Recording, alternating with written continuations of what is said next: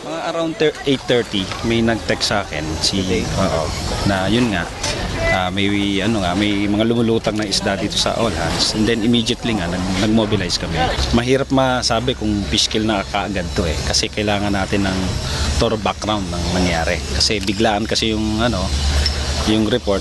Gaya nga ng sinabi ko kanina, i-verify pa muna natin kung ano yung source talaga kasi right now nung kinuha namin may mga evidences na mabaho before, pero nung pumunta kami hindi naman na ganun na yung sitwasyon.